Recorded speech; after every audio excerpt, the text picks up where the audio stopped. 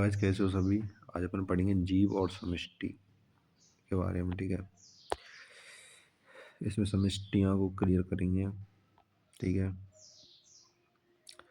देखो, जीव वैज्ञानिक जो संगठन के उस तरह में बृहदणु, फिर कोशिका, यानी बृहदणु बनेगा सबसे पहले, फिर कोशिका बनेगी, फिर ऊतक बनेगा, फिर अंग बनेगा, फिर व्यष्टि, फिर जीव, समष्टि, समुदाय, फिर पारितंत्र, फिर जीवों, मतलब इस तरीके से प्रोसेस चलती है। ठीक है,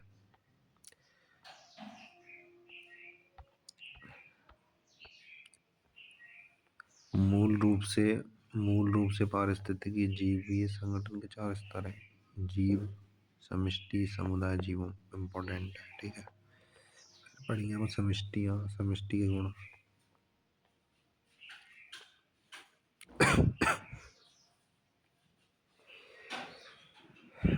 यानी कि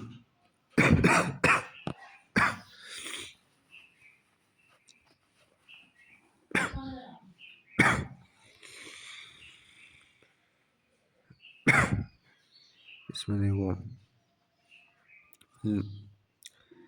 लेकर वृष्टि के दर्शन बिरले ही होते हैं। इनमें अधिकांश सुपरिभाषित भौगोलिक क्षेत्र में समूह रहते हैं, समान संसाधनों का साझा उपयोग करते हैं अथवा उनके लिए स्पर्धा करते हैं, संकरण करते हैं। इस प्रकार की समष्टि की रचना करें। ठीक है, हालांकि संकरण शब्द में लैंगिक जनन का अंतर्निहित है। अलैंगिक जनन से भी जन्म लेने वाले व्यष्टियों के समूह को भी पारिस्थितिक अध्ययन के लिए आमतौर से समष्टि मान लिया जाता है। आर्द्रभूमि में सभी जलकाग, वन क्षेत्र के सागवान, टिकवुड के पेड़, संवर्धन प्लेट के जीवाणु, त्याग दिए गए आवास में चूहे, तालाब में कमल के पौधे आदि समष्टि के कुछ उदाहरण है। ठीक है, समष्टि में देखो कुछ ऐसे गुण हैं जैसे कि व्यष्टि जीव में नहीं होते। देखो, समष्टि में जो नहीं है ना, वो व्यष्टि में ना रहे। जैसे व्यष्टि जन्मता है और मरता है, दो कंडीशन, जन्मता मरता है, और समष्टि में जन्म दर है, मृत्यु दर है। ठीक है, अब जैसे दर को समष्टि के सदस्यों संबंध में संख्या में परिवर्तन के रूप में प्रकट किया गया। उदाहरण के लिए, यानी कि समष्टि के जो सदस्यों के संबंध में संख्या में परिवर्तन, यानी कि वृद्धि और ह्रास के रूप में प्रकट किया गया है। जैसे कि किसी ताल में पिछले साल कमल के 20 पौधे थे और 8 नए हो गए, तो वर्तमान में 28 हैं। तो इनकी जो जन्म दर का अनुपात 0.4 है, जो कि नीट में वो क्वेश्चन है, नीट में। ठीक है, इसी तरीके से ये है। ठीक है, सेम ही है, जैसे 4 है तो 4/14, तो 0.1। ठीक है, वहाँ पर 8/20 है वो, तो 0.4 है वो, ऐसे। ठीक है, समष्टि का जो दूसरा विशिष्ट गुण है लिंग अनुपात। ठीक है,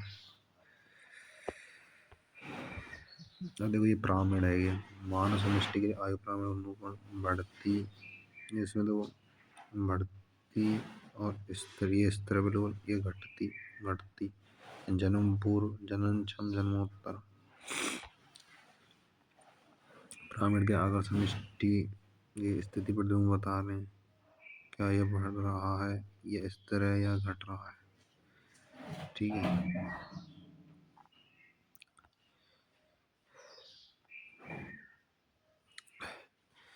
यानी कि प्रकृति में समष्टि साइज की इतनी कम संख्या में भी 10 से कम भरतपुर आर्द्र क्षेत्र में साइबेरियन सारस किसी साल लाखों में होते थे। पहले भाई लाखों में होते थे, अब इनकी संख्या 10 से कम है। यह आवश्यक नहीं है कि समष्टि को जो अधिक तकनीकी रूप से समष्टि घनत्व कहलाती है। ठीक है, समष्टि घनत्व को n के रूप में अभिहित किया गया है। किसी क्षेत्र में 200 गाजर पार्थेनियम स्टेरोफोरस पादप है, लेकिन केवल एक अकेला बड़े बेतान कैनोपी वाला बरगद का विशाल वृक्ष है। तो ये कहना पार्थेनियम के सापेक्ष बरगद का समष्टि घनत्व कम है। पार्थेनियम का सापेक्ष बरगद का समष्टि घनत्व कम है। ठीक है।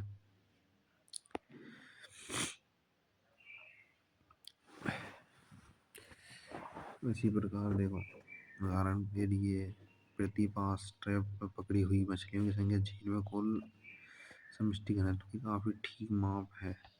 ठीक है। और हमारे राष्ट्रीय उद्यान बाघ आरक्षित रिजर्व में बाघ गणना पगचिन्ह और मलगुट्टिका पर आधारित है।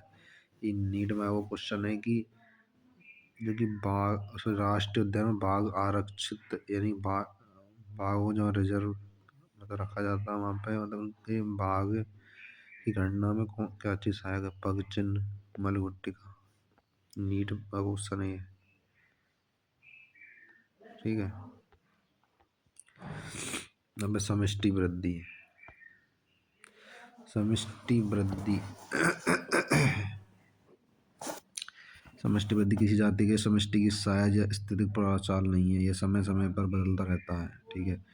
विभिन्न कारकों पर, जैसे आहार उपलब्धता पर, भक्षण दाब, मौसमी परिस्थितियों पर निर्भर करता है। वास्तव में परिवर्तन हमें समष्टि में क्या घटित हो रहा है इसका कुछ कराते हैं। क्या समष्टि रस बढ़ रहा है या घट रहा है? अंतिम कारण कुछ भी हो सकता है, परंतु इस दी गई अवधि के दौरान दिए गए आवास में समष्टि का दर 4 मूलभूत प्रक्रमों में घटता बढ़ता है। ठीक है।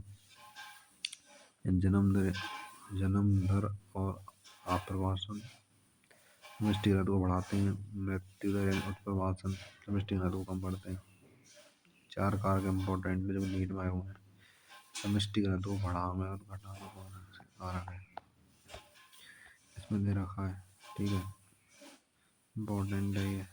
अब देखो इसमें जन्म दर और आप्रवासन। तो जन्म तो कोई चीज़ है, जन्म होगा जैसे, तो वृद्धि है ये ना, जैसे कोई बच्चे का जन्म हो रहा है। ठीक है। तो वृद्धि है ये। यदि बच्चे की मृत्यु हो रही है तो कमी होगी एंड डिक्रीज। मृत्यु दर को नेगेटिव से, जन्म दर को पॉजिटिव से। अब आप्रवासन यानी कोई ऐसे बाहर का व्यक्ति है, अपने क्षेत्र में आ रहा है, वृद्धि हो रही है। तो उत्प्रवासन में यानी हमारे क्षेत्र का व्यक्ति और कोई क्षेत्र में जा रहा है तो कमी आ रही है, तो वही चीज़ है। ठीक है। समझ में आ गया? इम्पोर्टेंट नहीं है। इस मृत्यु दर है, आप्रवासन उत्प्रवासन है, यानी ये अवधि समष्टि में होने वाली मौतों की संख्या है। और आप्रवासन उसी जाति के बेस्टिंग की संख्या जो दी गई समय अवधि के दौरान आवास में कहीं और से आए, आवास में कहीं और से आए। ठीक है। उत्प्रवासन में समष्टि के बेस्टिंग की संख्या जो दी गई समय अवधि के दौरान छोड़कर कहीं चले गए, दी गई समय अवधि के दौरान छोड़कर कहीं चले गए हैं।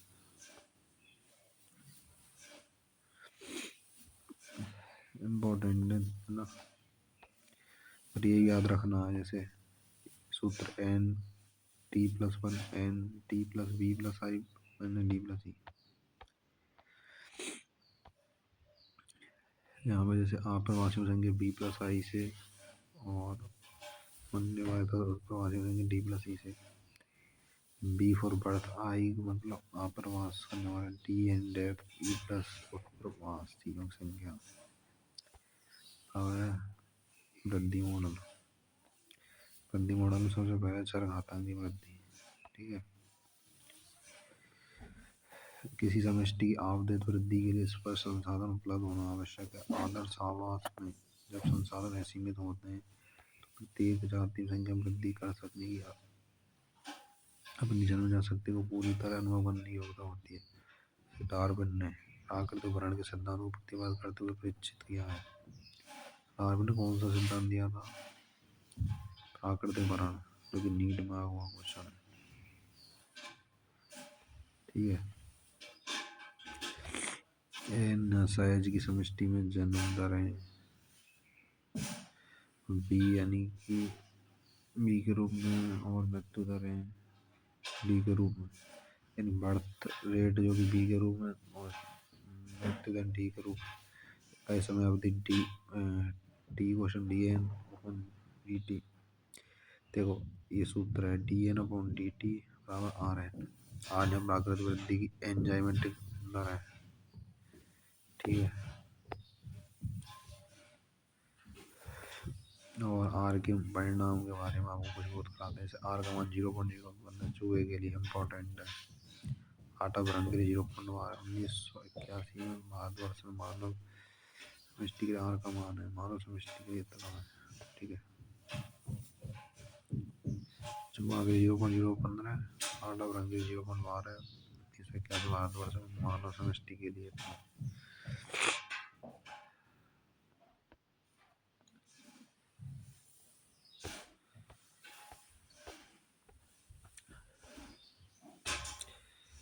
अब ये एक और सूत्र है।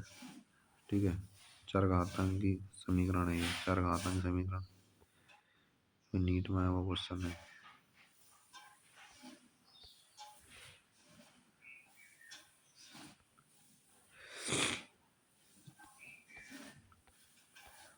ये तो फालतू चीजें हैं, इनका कोई मतलब ही ना आया।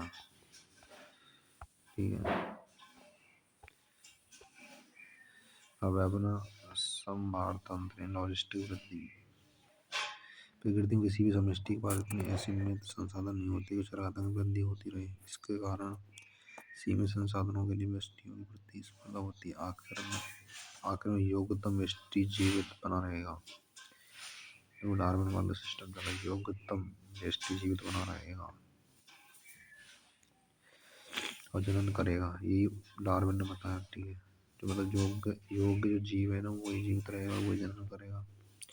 अनेक देशों की सरकारों ने भी इसे तथ्य को समझाया और मानव समष्टि वृद्धि को सीमित करने के लिए विभिन्न प्रतिबंध लागू किए हैं। प्रकृति में दिए गए आवास के पास अधिकतम संभव संख्या के पालन पोषण के लिए पर्याप्त संसाधन होते हैं। इससे आगे और वृद्धि नहीं है।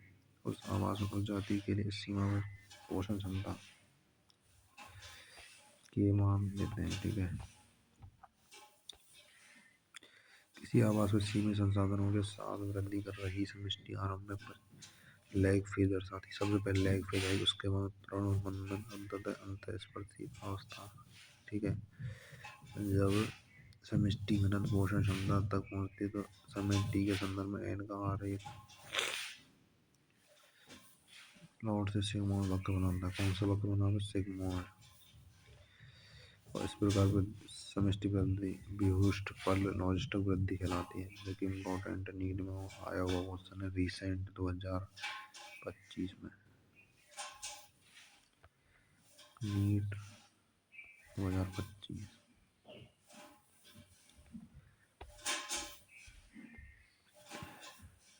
ये सूत्र पूछा था, dn/dt Rn k - n/k। ठीक है,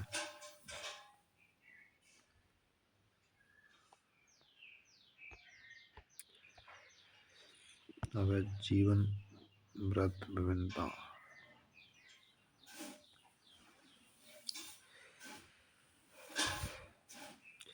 देखो, कुछ अपने जीवन काल में केवल एक बार प्रजनन करें, जैसे प्रशांत महासागर की सावन मछली और बांस। कुछ अन्य अपने जीवन काल में कई बार प्रजनन करते हैं, अधिकांश पक्षी स्तनधारी। कुछ छोटे साइज की संतति बहुत बड़ी संख्या में उत्पन्न करते हैं, जैसे ऑस्ट्रल पैरलिंग मछली, जबकि दूसरी बड़ी साइज की संतति कम संख्या में उत्पन्न करें, जैसे पक्षी स्तनधारी। ये इम्पोर्टेंट है। ठीक है,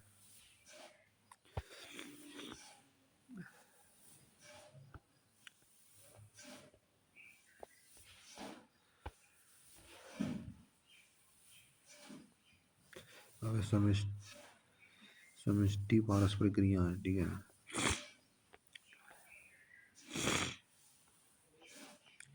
समष्टि पारस्परिक क्रिया में एक इम्पोर्टेंट है, जो सारणी दे रखी है ना, कुछ ट्रिपल स्टार लगा रहा हूँ क्योंकि भाई मल्टीपल बार रिपीटेड क्वेश्चन है यहाँ से।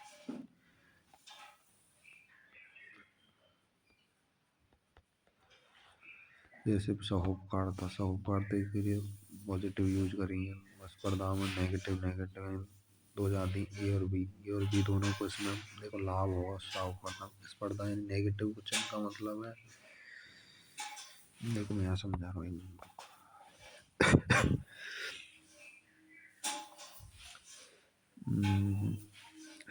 पॉजिटिव जो चिन्ह है लाभदायक के लिए, हानिकारक के लिए नेगेटिव।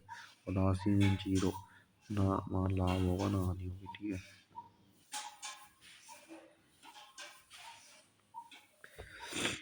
समझ में आ गया। अब सब करता हूँ दोनों को पॉजिटिव यानी कि लाभ हो रहा है, नेगेटिव नेगेटिव स्पर्धा यानी कि हानि हो रही। दोनों परभक्षण, एक को लाभ एक को हानि, परजीविता में एक को लाभ एक को हानि, तो सेम है ये तो, परभक्षण परजीविता सेम। और सहभोज्यता इन कमर्शियलिज्म, एक को पॉजिटिव मतलब एक को लाभ एक को हानि, मतलब एक को लाभ एक को ना लाभ है ना हानि है। अंतर जाति परजीविता मतलब एक को हानि और एक को ना लाभ है ना हानि है। ठीक है,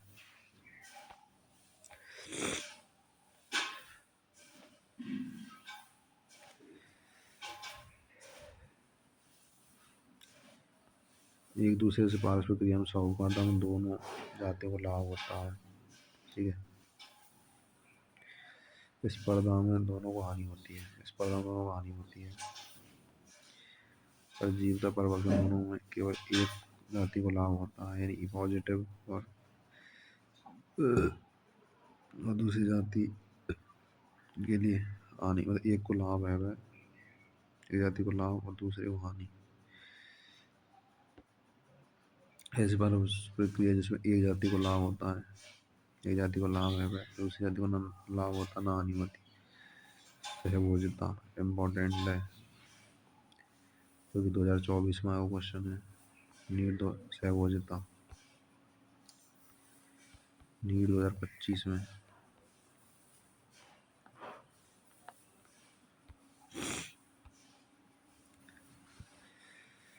ठीक है, दूसरी और अंतर जाति परजीविता में एक जाति को हानि और दूसरी जाति अप्रभावित रहती है। अंतर जाति परजीविता में एक जाति को हानि, दूसरी जाति अप्रभावित रहती है। परभक्षण परजीविता सहभोज्यता इन तीनों को साझा विशेषता है। पारस्परिक क्रिया करने वाली जातियां निकटता से साथ रहती हैं। अब कहला है परभक्षण, देखिए समुदाय में प्रारंभ को खाने के लिए प्राणी ही ना हो तो सहपोषी जीवन द्वारा स्थिर की गई उस सारी ऊर्जा का क्या हुआ।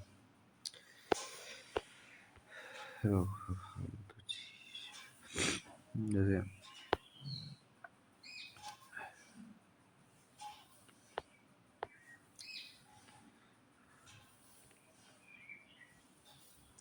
1920 के आरंभ में ऑस्ट्रेलिया में लाई गई नागफनी ने लाखों हेक्टेयर परिक्षेत्र में तेजी से फैलकर तबाही मचा दी थी।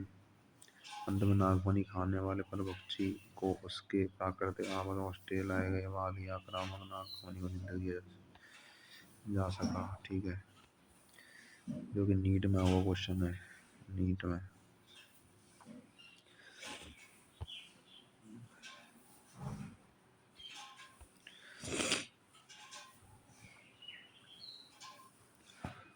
अमेरिकी प्रशांत तट की चट्टान यंत्र जरिए इंटरटाइडल समुदाय में बाइस्टर तारामीन एक महत्वपूर्ण प्रवृत्ति है। ठीक है, मतलब जो पाइस्टर है तारामीन महत्वपूर्ण प्रवृत्ति माना जाता है। प्रयोगशाला के बाहर किए गए प्रयोग में जब एक बंद अंतर्जालीय क्षेत्र के तारामीन हटाते जाए सभी तारामीन हटाते जाए तो अंतर्जालीय स्पर्धा के कारण एक साल में ही अकशेरुकियों की 10 से अधिक जाति विलुप्त हो जाएंगी। अगर परभक्षी ज़्यादा ही दक्ष है और अपने शिकार का अतिक्रमण कर हो सकता है, शिकार विलुप्त हो जाए तो इसके बाद खाने के आवाम परभक्षी भी विलुप्त हो जाएगा। यदि यही कारण है कि प्रकृति में परभक्षी विवेकी है। परभक्षी कैसा विवेकी? परभक्षण के प्रभाव को कम करने के लिए शिकारी जातियों ने विभिन्न रक्षा विधियां विकसित करी हैं। मतलब परभक्षण के प्रभाव को कम करने के शिकारी जातियों ने विभिन्न रक्षा विधि विकसित कर ली है। जैसे कीटों और मेंढकों में कुछ जाति परभक्षियों द्वारा आसानी से पहचान लिए जाते हैं। इनसे बचने के लिए गुप्त रूप में छद्मावरण का उपयोग करते हैं। कुछ शिकारी जाति विषैली होती है इसलिए परभक्षी ने खाते नहीं है। और मोनार्क तितली के शरीर में विशेष रसायन होने के कारण यह अपने परभक्षी यानी कि बहुत ही अरुचिकर यानी कि स्वाद में खराब होते हैं, जो कि नीट में आया हुआ क्वेश्चन है। ठीक है,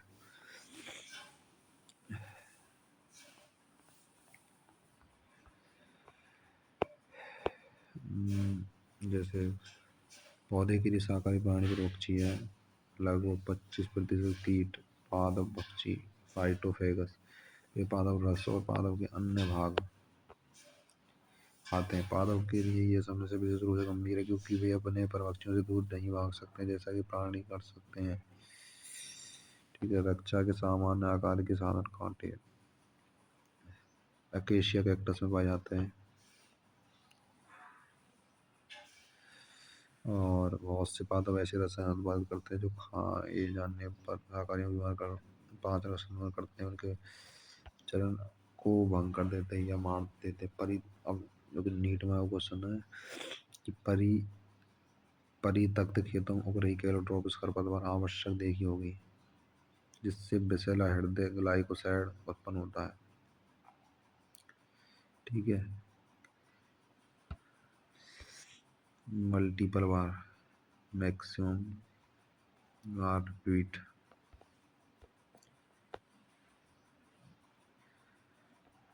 नीट में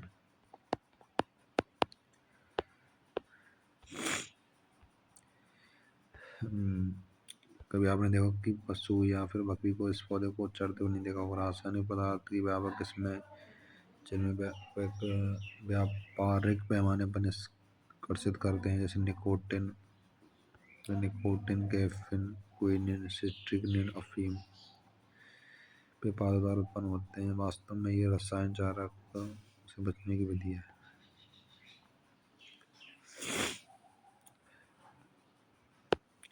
अब ऐसा स्पर्धा में क्या है, दोनों को हानि होगी। ठीक है, जब डार्विन ने प्रकृति में जीवन, संघर्ष और योगदान की उत्तरजीविता के बारे में कहा तो वह निश्चय ही था कि जैव विकास में अंतर जातीय स्पर्धा एक शक्तिशाली बल है। ठीक है, आमतौर पर यह माना जाता है कि स्पर्धा उस समय शुरू होती है जब निकट रूप से संबंधित जाति उन्हें संसाधनों की स्पर्धा करती है, तो सीमित है, लेकिन यह पूरी तरह से सच नहीं है। पहली बात तो यह है कि असमान जाति भी एक ही संसाधन के लिए स्पर्धा कर सकती है।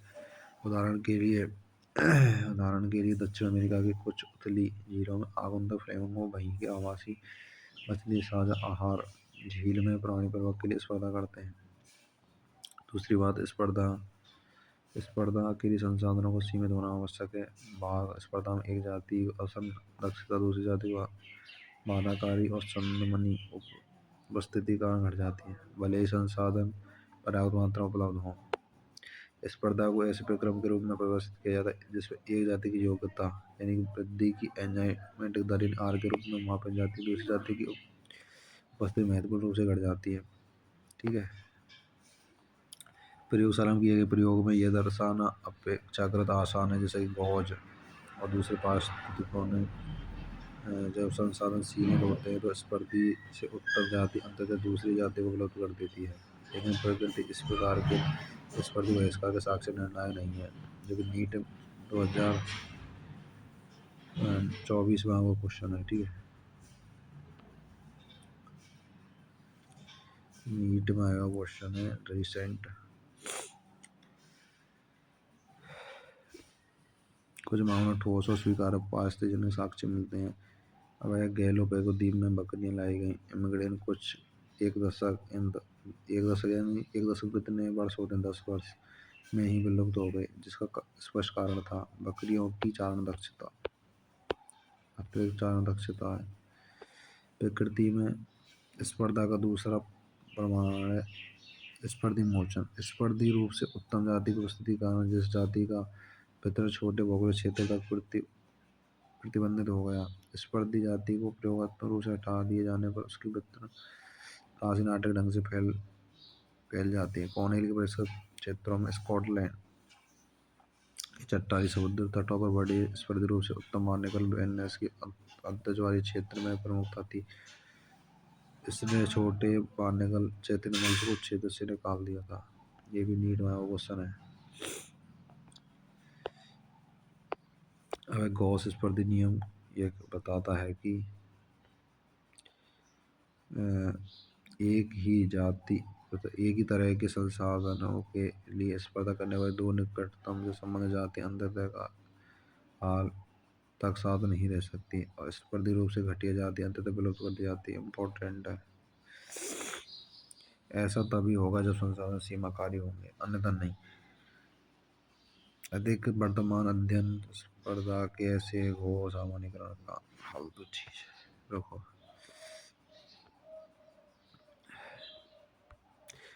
पुष्टि नहीं करता वे प्रकृति में अंतर जो स्पर्धा होने को नकारते हैं तो नहीं, पर वे इस ओर ध्यान दिलाते हैं स्पर्धा सामना करने वाली जातियां ऐसी क्रियाविधि विकसित कर सकती हैं जो बहिष्कार की वजह से अस्तित्व को बढ़ावा दे। ये लाइन इम्पोर्टेंट है कि स्पर्धा सामना करने वाली जातियां ऐसी क्रियाविधि विकसित कर सकती हैं जो बहिष्कार की वजह से अस्तित्व को बढ़ावा दे। ठीक है, इसे संसाधन विभाजन कहते हैं। ठीक है, इम्पोर्टेंट लाइन है। अगर दो जातियां एक ही संसाधन संसाधन की स्पर्धा करती है तो उदाहरण के लिए भी असल या आहार के लिए विभिन्न समय अथवा विभिन्न चारण प्रतिरूप चुनकर स्पर्धा बच सकती है। मैकऑथर इम्पोर्टेंट मैकऑथर ने दिखाया कि एक ही पेड़ पर रह रही फुद्द की बारबल सी 5 निकट संबंधित जातियां स्पर्धा बचने के लिए सफल रही। सफल क्यों रही? क्योंकि संसाधन विभाजन कर लिया उन्होंने कि यार देख जैसे 5 पक्षी रह रहे हैं एक पेड़ पे, तो उनने अपने जैसे फिक्स कर लिया कि मतलब इस टाइम पर मैं ये काम करूँगा, इस टाइम पे ये है, मतलब फिक्स है सारी चीज़ें। तो बाद स्पर्धा भी ना हुई और सबको मतलब पेट भी भरा हो। ठीक है, जैसे एक पेड़ पे फल आ रहा हो, ठीक है, एक सेब आ रहा मान के चलो, वहाँ पे 5 जाति रह रही है या 2 रह रही 3 रह रही रैंडमली जो भी है, तो उन्होंने टाइम फिक्स कर लिया कि हाँ इतना मैं खाऊंगी उसके बाद में तू खाना, ऐसे करके। तो हर चीज़ की लिमिटेशन कर ले, हर चीज़ को मतलब सामंजस्य एक यूनिटी की तरह काम कर रहे हैं कि हाँ भाई समझदारी वाली बात है। अब अब से स्पर्धा तब है भाई ज़्यादातर की जैसे भाई नहीं मेरे को ही चाहिए, तो तीन में तो तीनों की यार मेरे को चाहिए, मैं किसी को शेयर नहीं करूँगा इस चीज़ को, तो वो चीज़ गलत है। पर मैं समझदारी बात ये है कि एक चीज़ को 3 जगह बट रहा है 5 जगह बट रहा है तो वो सबका पेट भी तो भर रहा है। ठीक है, ये चीज़ है। मैक ऑथर अरे यार मैक ऑथर ने दिखाया कि एक ही पेड़ पर रह रही फुद्दुकियां मार्बल्स की 5 निकटतम संबंधित जाति स्पर्धा से बचने के सफल रहीं और पेड़ शाखाओं और बेतानों पर कीट शिकार के लिए तलाशने की अपनी चारण गतिविधियों में हमारे विभिन्नता कारण ये साथ साथ रहीं।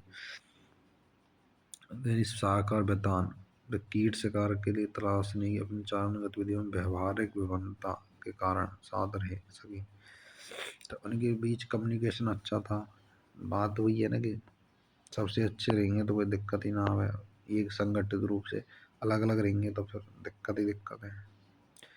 अब है परिजीविता परिजीविता। ठीक है, यह मानते हुए कि जीवन के परजीवी प्रणाली में रहने और खाने की मुक्त व्यवस्था है, तो यह आश्चर्य की बात नहीं है कि परजीविता पादपों से लेकर उच्च कोटि का शेर तक इतने अधिक वर्गीय के समूह विकसित हुआ है।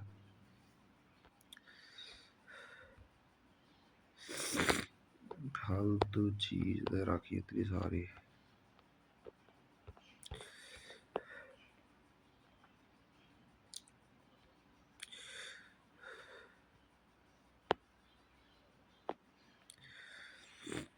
देखो जो अनावश्यक संबंधी अंगों का अभाव पर पोषी से चिपकने के लिए आसंजी अंगों चूसों वस्तु पाचन तंत्र का लोभ उच्च जनन क्षमता परजीवियों का जीवन चक्र प्राय जटिल होता है जिसमें एक या दो मध्यस्थ पोषक प्रवाहक होते हैं। इसके प्राथमिक प्रपोषी के परजीवीकरण को सुगम बनाते हैं। मानव यकृत परिणाम लिवर फुलक परिणाम कृमि परजीवी ट्रिमेटोड एंड पैरासाइट होते हैं। ठीक है, अपने जीवन चक्र को पूरा करने के दो मध्यस्थ पोषक जैसे घेंगा मछली पर निर्भर करते हैं। ठीक है, इम्पोर्टेंट है, यानी कि दो मध्यस्थ पोषक जैसे मछली पर निर्भर करें।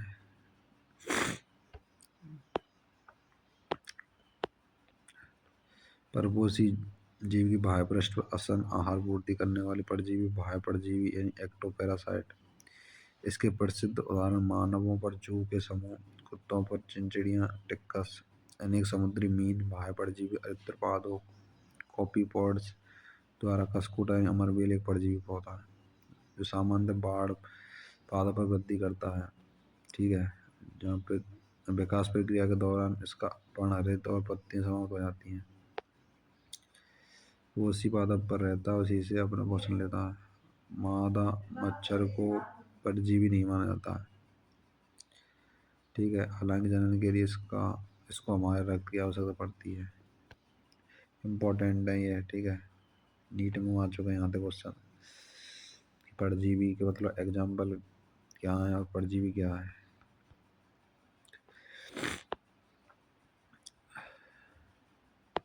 अब जैसे पक्षियों में अंड परजीवता ब्रूड पैरासाइट या परजीवता का लुभावना उदाहरण है। ठीक है, इम्पोर्टेंट है और मतलब स्पेसिफिक उदाहरण है ये परजीवता का, जिसमें परजीवी पक्षी अपने अंडे परपोषी घोंसले में देता है। परपोषी को उन अंडों को सेने इंक्यूबेट देता है।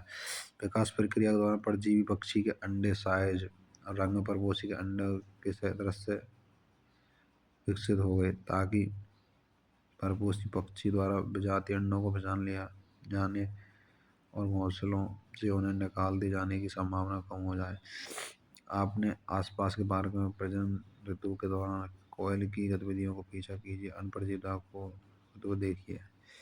अगला सहभोज्यता। इसमें एक ऐसी परस्पर क्रिया जिसमें एक जाति को लाभ होता है, यानी एक जाति को लाभ दूसरी जाति को न लाभ होता ना हानि। यही पॉजिटिव और नेगेटिव की कंडीशन है। ठीक है, आम की शाखा पर अधिपादप के रूप में उगने वाले आर्किड बेल की पीठ को आवास बनाने वाले बाहर निकल को फायदा है। आम के पेड़ और बेल को उनमें लाभ नहीं होता है। पक्षी बगुला चारण पशु निकट सहचार में रहते हैं। आप कृषि फार्म वाले ग्रामीण क्षेत्रों में रहते हैं तो वहाँ देख सकें। ये एग्जाम्पल आ नीट 2025 में पक्षी बगुला चारण पशु में मतलब कौन सी पाए जाए, सहभोज्यता पाया जाता है इसमें नीट 2025 में। ठीक है, सहभोज्यता का उत्कृष्ट उदाहरण है जहाँ पशु चढ़ते हैं उसके पास ही बगुले भोजन के लिए रहते हैं, क्योंकि जब पशु चलते हैं तो वनस्पति को लाते हैं और उनमें से कीट बाहर निकलते हैं। बगुले इन कीटों को खाते हैं, तब वनस्पति कीटों को ढूंढना और पकड़ना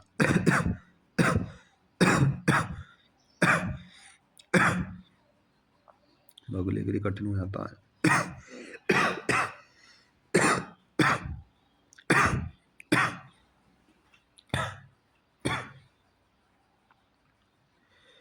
सहभोज्यता का दूसरा उदाहरण समुद्री एनीमोन दंशन स्पर्शक होते हैं, जिसमें उनके बीच रहने वाली क्लाउन मछली को परभक्षियों से सुरक्षा मिलती है जो दंशन स्पर्शों से दूर रहते हैं। क्लाउन मछली से एनीमोन को कोई लाभ मिलता हो ऐसा नहीं लगता है। अब अगला साहूकारिता। इस पारस्परिक क्रिया से परस्पर क्रिया में दोनों जातियों को लाभ होता है, यानी कि पॉजिटिव की कंडीशन है, दोनों को लाभ मिलेगा। जैसे इसमें इसके एग्जाम्पल सबके याद रखने, जैसे मतलब मेन चीज़ जो जितने देर रखे ना साहूकारिता परभक्षण पर ऐसे सहभोज्यता, इनमें आपको एक चीज़ ध्यान रखना हो कि कौन सी को लाभ है वह कौन से को हानि है वह कौन से को लाभ या हानि दोनों ना रहे में, ये कंडीशन याद रखनी है। दूसरे इनके एग्जाम्पल याद रखने बस, यही याद नहीं है। बाकी थ्योरी इतनी देर रखी मतलब कोई मतलब ना सेंस ना है। ठीक है, जो इम्पोर्टेंट है मैं बता दिया आप लोगों को। ठीक है, अब जैसे कवक और प्रकाश संश्लेषी सहबा साइनोबैक्टीरिया के बीच घनिष्ठ साहूकारिता म्यूचुअलिस्टिक संबंध का उदाहरण लाइकेन में देखा जा सकता है। इसी प्रकार कवकों और उच्चकोटि पादपों के बीच कवक मूल से सहचार है। कवक मृदा अत्यावश्यक पोषक तत्वों के अवशोषण में पादपों की सहायता करें, जबकि बदले में पादप कवकों को ऊर्जा उत्पादी कार्बोहाइड्रेट देते हैं। ठीक है, तो दोनों मतलब एक सामंजस्य यानी कम्युनिकेशन के साथ रहना है। एक ऐसा नहीं है कि एक ही दूसरे को लाभ दे रहा है, यहाँ दोनों ही एक दूसरे को लाभ देंगे। ठीक है, साहूकारता के सबसे शानदार विकास की दृष्टि से लुभावने उदाहरण पादप प्राणी संबंध में है। पादपों को अपने पुष्प परागित करने और बीजों के प्रकीर्णन के लिए प्राणियों को सहायता चाहिए। स्पष्ट एक पादपों को जिन सेवाओं की अपेक्षा प्राणियों से है उनके लिए शुल्क तो देना होता है। ठीक है। पुरस्कार अथवा शुल्क के रूप में परागणकारी पॉलिनेटर को पराग, पोलन, मकरंद, नेक्टर, प्रकीर्णकों को रसीले पोषक फल देते हैं, लेकिन परस्पर लाभकारी तंतु की धोखेबाजी से रक्षा होनी चाहिए। उदाहरण के लिए ऐसे प्राणी जो परागण में सहायता किए बिना ही मकरंद चढ़ाते हैं। ठीक है। ये आपको मतलब फर्स्ट चैप्टर है ना पुष्प पादपों लैंगिक जन्म, उसमें मिल जाएंगे ये लाइनें जो भी पढ़ रहे हो ना। मकरंद चुराते हैं ना और को मकरंद दस्यु बोलते हैं, यानी मकरंद को मकरंद चोर, जो मकरंद को चुराने वाले, ये मकरंद दस्यु। ठीक है।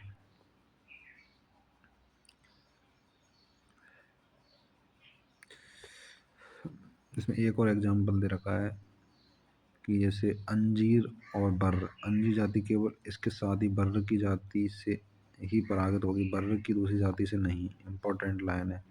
अंजीर की जो जाति है केवल साथ ही बर्र की जाति से ही परागित होगी, बर्र दूसरी जाति से नहीं। मादा बर्र फल को न केवल अंडे निक्षेपण अंडे देने के लिए काम में लेती बल्कि फल के भीतर ही वृद्धि कर रहे बीजों, जो कि नीट 2025 का क्वेश्चन है। ठीक है। यह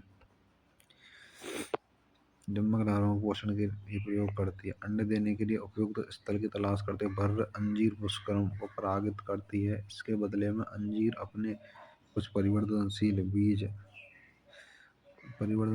बर्र के डम्मा को आहार के रूप में देती है। ठीक है।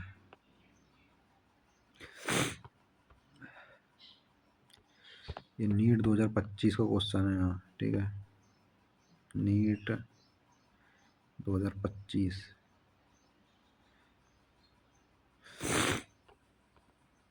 आर्किड पुष्प प्रतिरूपों की आश्चर्यचकित कर देने वाली विविधता दर्शाते हैं। इसमें अनेक सही परागणकारी कीट यानी भ्रमरों और गुंज मक्षियों को आकर्षित करने के लिए विकसित हुए।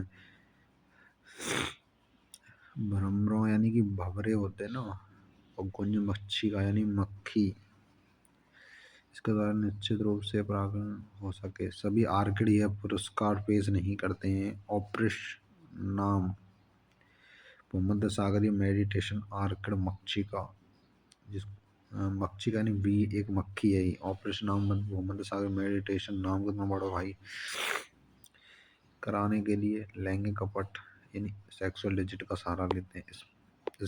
इस पुष्प की एक पंखुड़ी साइज, रंग और चिन्हों में मादा मक्षिका से मिलते जुलते। यह मेन चीज है कि पंखुड़ी की साइज है, रंग है, चिन्हों में मादा मक्षिका से मिले। नर मक्षिका से मादा समझकर इसकी ओर आकर्षित होती है। पुष्प के साथ कोट या चादर में मैथुन सीडो कपुलेट करती है। इस प्रक्रम के दौरान इस पर पुष्प से पराग झड़कर उस पर गिरते हैं। जब वही मक्षिका दूसरे पुष्प कूट या मैथुन करती है तो यह शरीर पर लगे पराग डालती है। इस प्रकार पुष्प को परागित करती है। अगर विकास के दौरान किसी भी कारण से मादा मक्षिका का रंग प्रतिरूप जरा सा भी बदल जाता है तो परागण की सफलता कम रहेगी। आर्किड पुष्प पंखुड़ी को मादा मक्षिका के सदृश बनाए रखते हैं। क्या आपका चैप्टर खत्म होता है? जितनी भी एनसीईआरटी हाईलाइट में जो करा रहा हूँ उसकी डिटेल पीडीएफ आपको टेलीग्राम चैनल मिल जाएगी, जिसकी लिंक डिस्क्रिप्शन में दी हुई है। और जो भी कैंडिडेट नए चैनल को सब्सक्राइब कर लो यार, है ना। और ऑल दी बेस्ट नीट 2026।